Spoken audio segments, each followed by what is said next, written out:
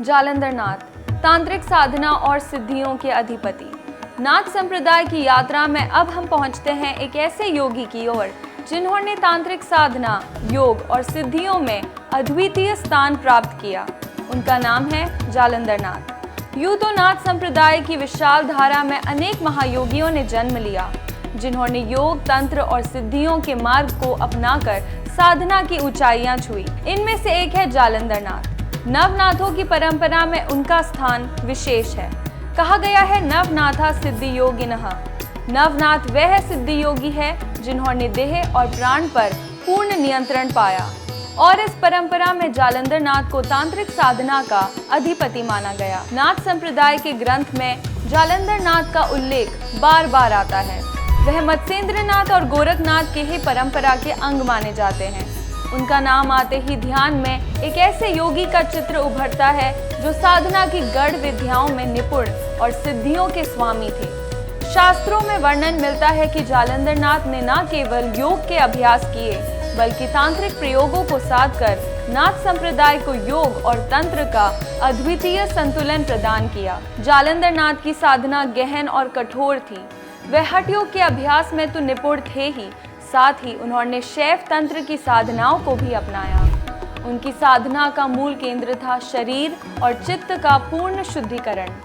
उन्होंने प्राणायाम, ध्यान और मुद्रा बंधों से कुंडलिनी शक्ति का जागरण किया। पुस्तक में ये उल्लेख मिलता है कि जालंधर नाथ की साधना का परिणाम ये हुआ कि उन्होंने आत्मा और शक्ति दोनों का मिलन कर लिया, यानी वे उस अवस्था तक पहुंचे जहां साधक स्वयं शिव तुल्य हो जाता है। नाथ संप्रदाय के इतिहास में जालंधर नाथ को सिद्धियों का अधिपति कहा गया है।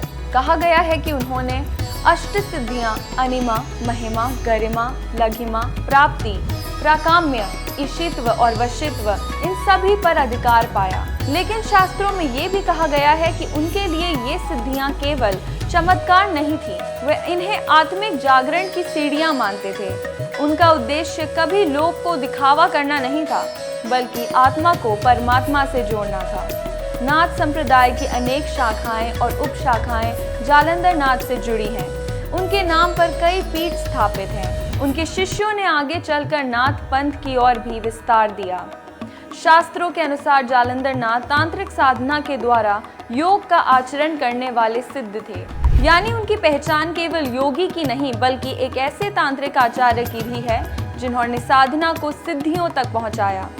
जालंधर नाथ का दर्शन अत्यंत गहन था। उनका मानना था कि योग केवल शारीरिक क्रिया नहीं है, योग का उद्देश्य है आत्मा और शक्ति का मिलन। उन्होंने साधकों को ये उपदेश दिया, तुम्हारे भीतर जो शक्ति सोई हुई है उसे जगाओ, संसार से भागो मत, बल्कि संसार के बीच रहकर योग करो। यही सच्ची साधना है। नाथ संप्रदाय के अनुयायी आज भी जालंधर नाथ को स्मरण करते हैं। उनका नाम योगियों के मुख से श्रद्धा पूर्वक लिया जाता है।